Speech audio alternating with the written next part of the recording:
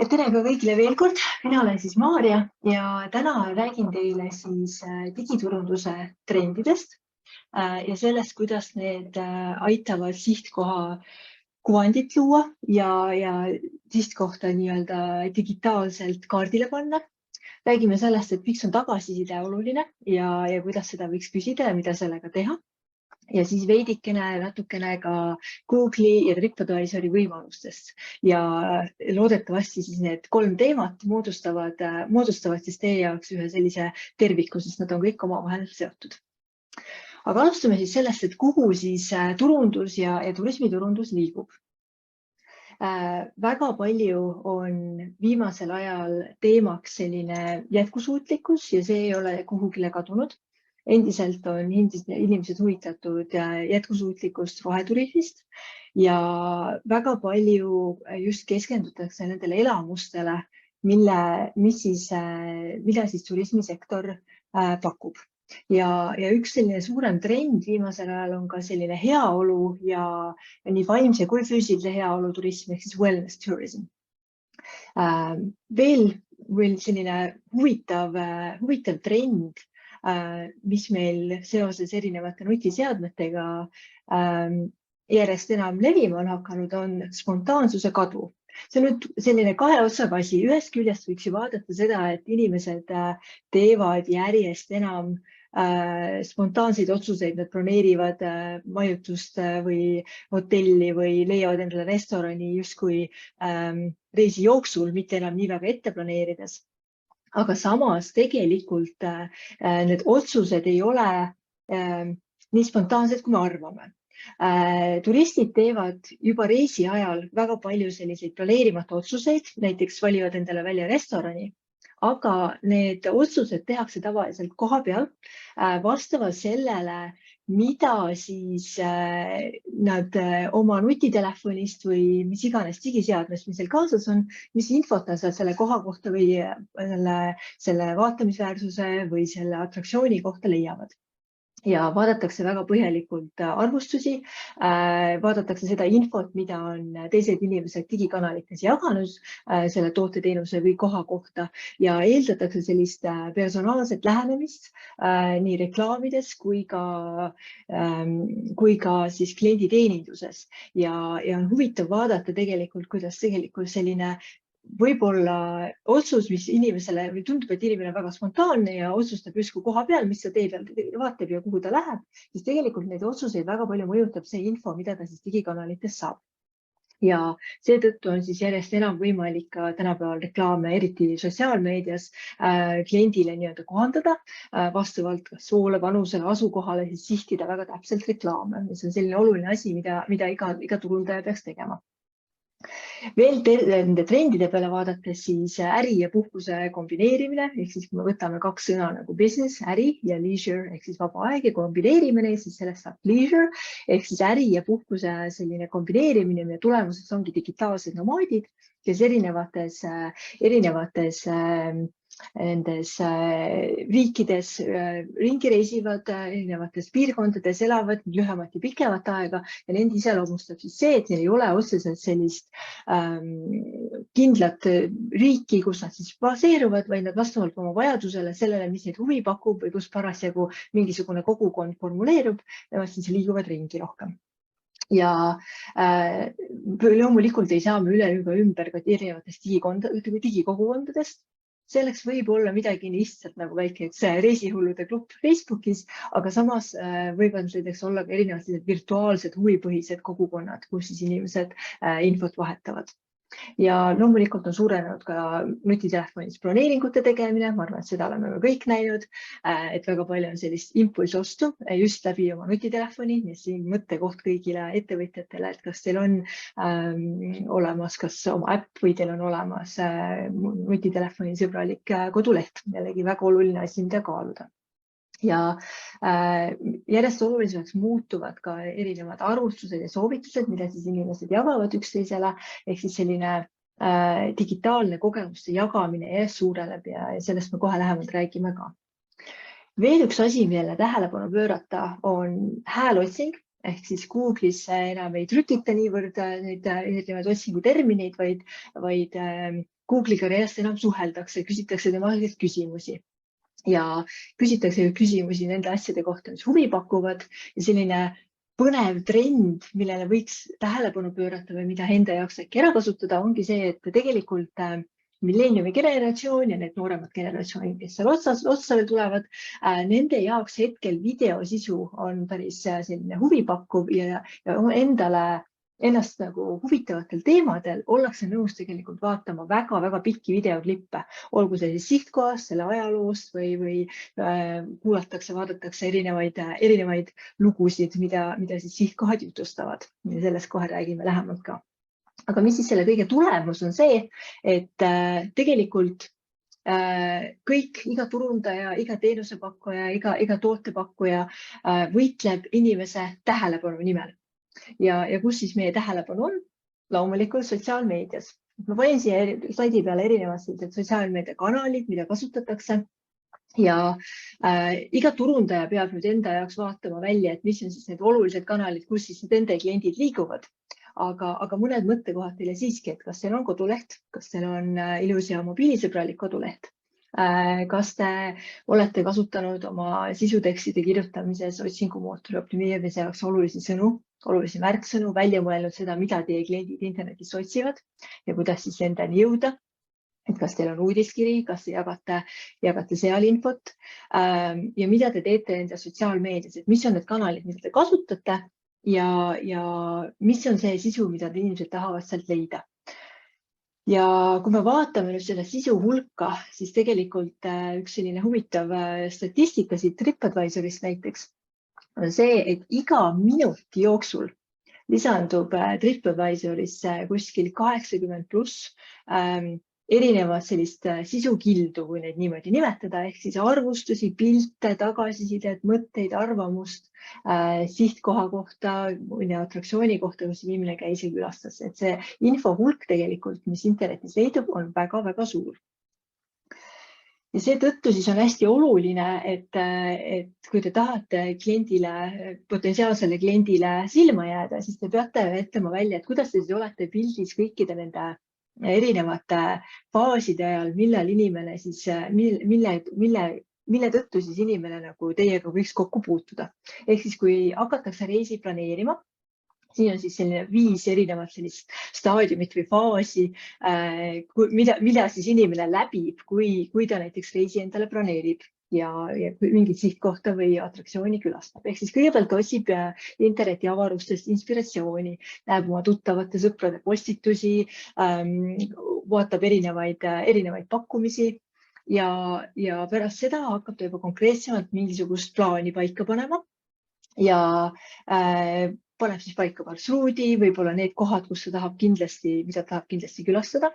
Siis jõuab kätte see aeg, et ta broneerib, teeb siis oma erinevad ostud, broneeringud, reserveeringud vastavalt sellele, kuhu ta minna tahab ja siis ta jõuab sihtkohta, kus siis tegelikult, nagu me eelmistel slaididel juba natukene vaatasime, on see, et tema plaan võib muutuda vastavalt sellele, mis infot ta siis oma näiteks nutitelefonis saab, erinevaid otsinguid, mida ta siis sihtkohas läbi viib. Ehk siis ta küll planeerib midagi, ta on midagi ära planeerinud, siis ta külastab näiteks seda, võtame näiteks restorani, jagab sealt pilte oma toidust, oma elamusest, oma kogemusest, tema sõbrad, tuttavad, sugulased, kõik kolleegid, kõik võimalikud inimesed, kes selle postitust näevad, kommenteerivad, võib-olla jagavad omaenda soovitusi, kus nemad käinud on seal sihtkohas ja seda vastavalt ta muudab oma reisiplaane, teeb uued planeeringud ja kogu see ring hakkab nagu otsast peale. Ehk siis seesama spontaansus, millest ma eelmisel slaidil rääkisin, jõuabki siin kätte, et justkui tema plaanid muutuvad pidevalt ja vastavalt sellele, mida ta siis sihtkohas kogeb või näeb. Ja siis vastavalt sellele pärast seda jagab ta oma kogemusi, jagab sotsiaalmeedias, räägib oma muljeid ja seetõttu siis loodetavasti kuulevad kõik teised tema tuttavad sõbrad samamoodi sinu suurepärasest ettevõttest. Ehk siis selline ring hakkab justkui jälle otsast peale. Ja siinkohal võib-olla paar sellist statistikakildu. Öeldakse küll, et on suured valed, on väikesed valed ja statistika, aga mingi pildi ta ikkagi annab. On see, erinevate uuringute järgi siis 97% klientidest eeldavad, et ettevõttel on internetis olemas mingisugune jalajälg ja eelistavad leida ettevõtted internetis, sest selle kohta infot rohkem otsida. Ja kuskil 20% kõikidest Google'i otsingutest on kohaliku info otsimine, ehk siis otsitakse midagi enda naabruskonnas, enda lähedal, otsitakse restorani, otsitakse mõnda vaatamisväärsust, ühesõnaga vaadatakse läbi Google'i silmade, mida siis siin piirkonnas võiks teha või näha.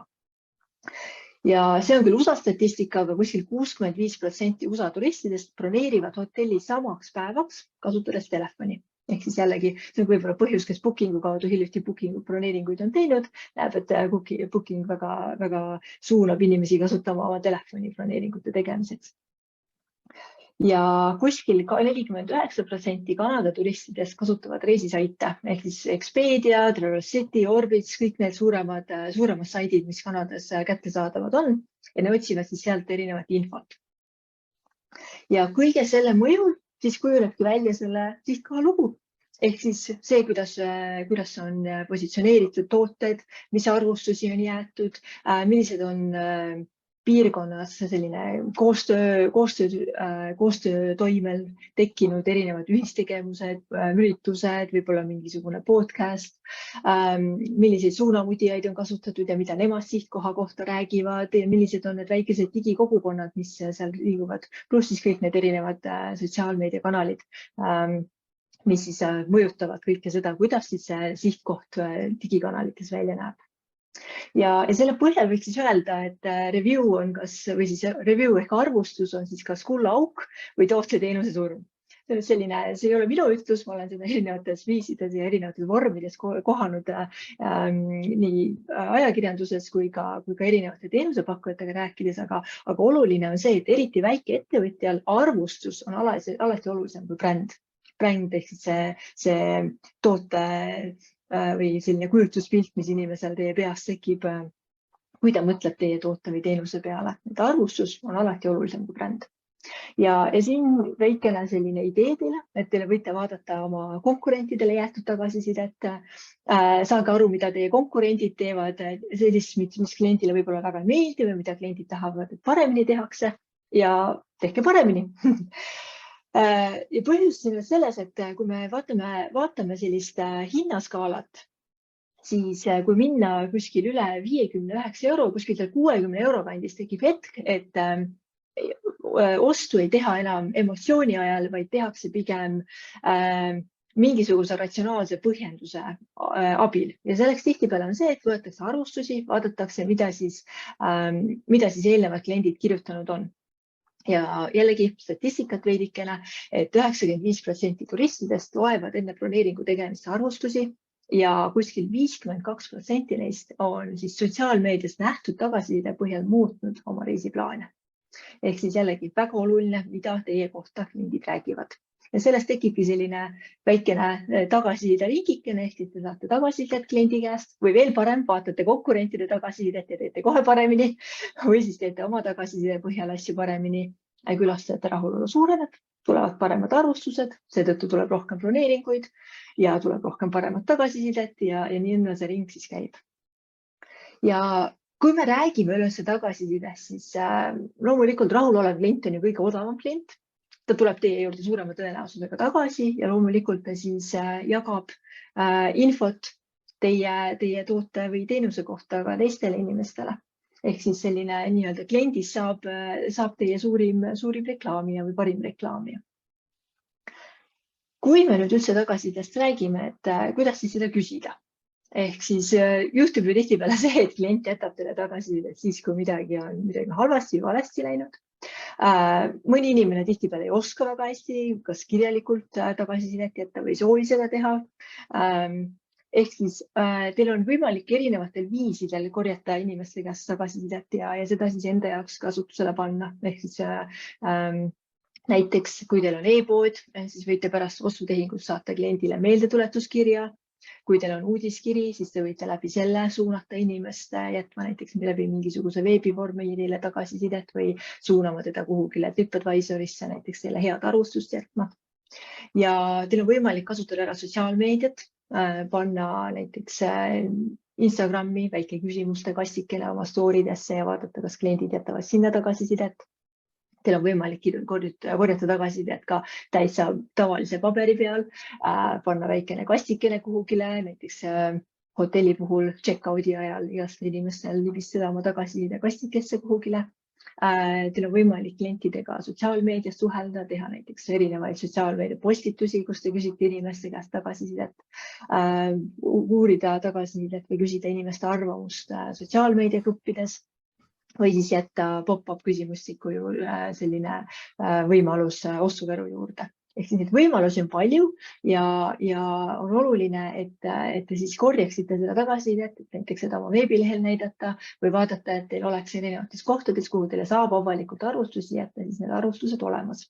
Ja see on oluline, et klient usaldaks teid, et ta arvaks, et te olete usaldusväärne teenusepakkuja, et kellega tasub nii-öelda asja ajada. Ehk siis vaadake, et te olete teinud kõik vajalikku selleks, et juba ette ära näha välja võimalikult selline usaldusväärne. Ehk siis vaadake, kas teil on igal pool olemas firma aadress, kas teie kontaktid on ilusasti välja toodud kõikides kanalites, kuidas teiega ühendust võtta saab. See on just oluline sellepärast, et kui inimene ei leia viisi teiega otseühendust võtta, et tagasisidet jätta, siis võib juhtuda, et ta läheb ja elab selle pahameele kuskil sotsiaalmeedias välja, mis on see variant, mida te just ei taha teha. Vaadake, et teie lahtiolekuajad oleks igal pool samasugused erinevad nii Facebookis, Google'is kui ka näiteks teie kodulehel ja oleks välja toodud neid inimesed, kes siis klientidega tegelevad ja soovitatavalt. Ma tean, et eestlase jaoks on see võib-olla veidike keeruline, aga see võiks olla näiteks pildiga kodulehel välja toodud, et kes need inimesed on siin, kes siis seda asja ajavad. Jällegi tekitab usaldust. Ja rääkides siis sellest nendest kanalitest, mida saab kasutada, siis üks variant näiteks on Google My Business. Ehk siis ma usun, et väga paljudel teist on olemas juba Google'i profiil. Selle saab tasuta ilusasti üles panna ja Google'il lasta ennast nii-öelda kaardile panna. Ja Google'i profiil aitab lihtsalt teie potentsiaalsetel klientidel teist paremini aru saada. Et mida te teete? Mis kellaajal te lahti olete, mis on aadress, kuidas teid üles leiab, millised te välja näete, milline on teie ettevõte, mis sees kui väljas, milliseid teenuseid te pakute, kus teie koduleht on. Kõik need olulised küsimused, mis inimesel pähe võivad tulla teie kohta. Ja mida rohkem Google teist teab läbi Google My Business profiili, seda rohkem on tõenäosus, et kliendid leiavad teid üles ka. Tulles tagasi jälle selle viie etapi või faasi või staadiumi juurde, millest inimesed siis läbi lähevad, kui nad reisi planeerivad või sihtkohas tegutsevad. Ja ettevõtted, kes on lisanud Google'isse pildimaterjali ja kellel on selline usaldusväärne ära täidetud profiil, siis need saavad rohkem kliente, saavad rohkem hiireklikke ja hiireklikid tihtipeale ju tähendavad ostu ja tehingut. Et kui teil on ilusad pildid, teil on läbimõeldud täpselt see, mida te kliendile öelda tahate ja teil on igal pool terve läbi internetiavaruste kõik info kogu aeg samasugune, siis jätab teist lihtsalt parema mulje. Ja siin on üks mõttekoht ka teile, et kui te tahate saada Google My Business profiilile või Google'isse arvustusi enda kohta, siis need ei teki reeglina sinna iseenesest, neid tuleb ikkagi küsida. Tulles tagasi jälle selle eelneva mõtte juurde, mida ma välja tõin, on see, et klientide käest tuleb küsida tagasisidet. Ega nad ise seda vabatahtlikult väga jätma ei kipu.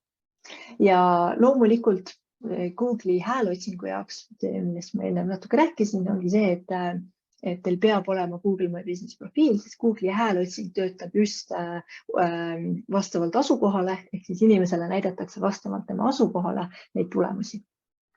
Ja siin paremal üks suurepärane näide Google My Business profiilist, kus on kõik info ilusasti olemas, väga palju häid arvustusi ja väga ilusad fotomaterjalid ka. Tekitab kohe sellise tunde, et tahaks külastada. Ja siin mõningad näited teile, et kui välja tuua, siis panna kasutada Google häälotsingut, otsides sõna matkarada, siis need tulemused on mõjutatud ka sellest, et mida siis arvustusesse kirjutatud on. Et Google üritab alati inimesele pakkuda seda, mida ta arvab, et ta kõige rohkem hetkel leida tahab. Ja mida rohkem Google teist teab, seda paremini oskab ta teid kliendile soovitada. Ja mõelge siis selle peale, et kuidas te näete, kui Google on suunanud inimese teie juurde, et kuidas te siis võimalikult usaldusväärne välja näete. Siin üks näide ühest väga lahedast hostelist Tartus, mille see foto pärineb nende Google My profiililt ja see on esimene foto, mida inimene näeb, kui sinna Google My Business profiilile minna. Ehk siis tegu on väga hubase, väga nunnu, erakordselt toreda hotelliga, aga kui te vaatate selle pilti, kas siis see pilt annab edasi seda, kui soe, mõnus ja tore ja vahva ja kena tegelikult see koht on. Ma kujutan, et päris tegelikult mitte. Ehk siis mõelge selle peale, mis pildimaterjal on teil sinna üles pandud. Ja veel üks selline huvitav kasulik sektsioon Google'is, mille te saate sisse lülitada, kui teil on aega sellega tegeleda, on siis küsimuste ja vastuste sektsioon. Ehk siis te saate lasta inimestel küsida küsimusi oma toote või teenuse või sihtkoha või atraktsiooni kohta. Ja teie ise või siis erinevad külastajad, kes on teie juures käinud, saavad nendele küsimustele vastata. Ja mis see loob, on siis see, et see loob jälle sellise usaldust tekitava korduva kippuvate küsimuste nurgakese, kus siis inimesed saavad teie kohta rohkem teada. Jällegi, mida rohkem teie kohta teatakse, seda suurema tõenäosusega jõuab klient lõpuks teieni. Aga miks ma ütlesin, et on oluline, et sellega tegelete, on see, et kui te ei vasta nendele küsimustele, siis see lihtsalt jätab sellise halva mulje ja selle tõttu, et kui te juba teate, et pole aega sellega tegeleda, siis parem on see üldse mitte lahti teha seda varianti. Ja veel üks asi, mida väga palju ei kasutata, aga mille peale võiks mõelda, on see, et te võiksite kasutada siis inimeste arvustustele vastamisel, sest on väga oluline, et te vastaksite nii headele kui halvadele arvustustele ja suhtleksite kliendiga. Jällegi tekitab rohkem teie usaldust, näitab, et te hoolite sellest, mida kliendid arvavad. On see, et te kasutate vastamisel õigeid märksõnu. Ehk siis mõtlete välja, mis on need erinevad vajalikud märksõnad, mis peaksid teiega seostuma, kui klient midagi internetiavarustest otsib. Ja siis vastavalt sellele panete need märksõnad Google'i arvustuste tagasisidesse. Siin veel mõningad näited sellest, kuidas selline arvustuste märksõnad on olulised. Ehk siis jällegi, kui otsida näiteks märksõnu vaikne matkarada või parim koht, siis Google üritab leida infot ka arvustuste põhjal, et mis on need asjad, mida siis inimesed võiksid tahta. Ja vastavalt sellele, mis sinna siis arvustustesse kirja pandud on, oskab Google jällegi paremini soovitada teid. Jällegi, see ei pruugi olla alati see, et inimene otsib mingit konkreetset asja Google'i kaardi pealt. Siin on Google'i kaardi otsing, kus inimene on lihtsalt guugeldanud, mis on need asjad, mida kindlasti Tallinnas peab nägema. Jällegi, vastavalt nendele arvustustele, siis Google soovitab erinevaid asju, mida ta arvab, et eelnevalt inimesed on öelnud, et kindlasti peaks Tallinnas nägema. Nii, Google'is siis natukene räägitud. Teine selline oluline veebisait, mida võiks kasutada, mida väga palju jälle Eestis ei kasutata, aga mida kindlasti tasuks, on TripAdvisor. Ehk siis see on juba suhteliselt vana reisisait, kus on siis hotellide, restoranide arvustused, on võimalik majutusasutuse broneeringuid teha ja seal on väga palju sellist üldist reisimisega seotud sisu ka.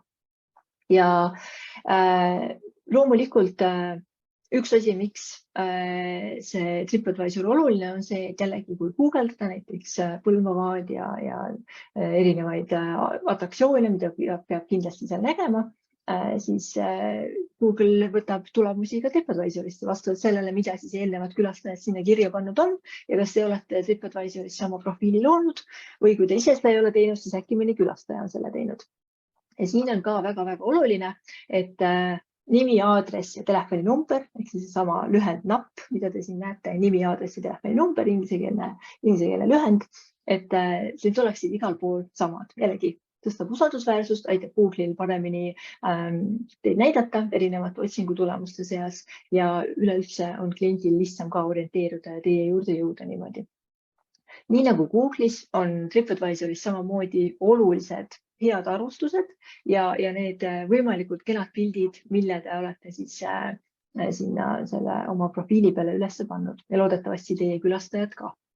Ehk siis TripAdvisori kasutamise peamine eelis ongi see, et jällegi olete hiirekliki kaugusel potentsiaalsest külastajast, tasuta reklaam teile. Eestis kasutatakse veel seda üsna vähe. Ja inimesed usaldavad reeglina teisi inimesi, kes soovitavad mingisuguseid toredaid kohalikke elamusi või kogemusi, mida nad näinud on. Ehk siis te olete reeglina väikeettevõtjatel on selline mõnus konkurentsieelis, et väike on pinnu. Ütleme, mõnel suurel korporatsioonil on palju keerulisem oma mainet üles ehitada kui mõnel kohalikul väikeettevõtjal. Nii et teil on eeliseid ka. On võimalik TripAdvisoris suhelda oma klientidega, oma potentsiaalsete klientidega ja vastata nende arvustustele ja tagasisidele, mida nad sinna jätnud on. Loomulikult seda peaks tegema ka hea tagasiside puhul, kirjutama väikese aitähi ja seda just selleks, et näidata potentsiaalsetele tulevastele klientidele, et te hoiate oma arvustustele silma peal ja teile läheb korda, mida inimesed teist arvavad.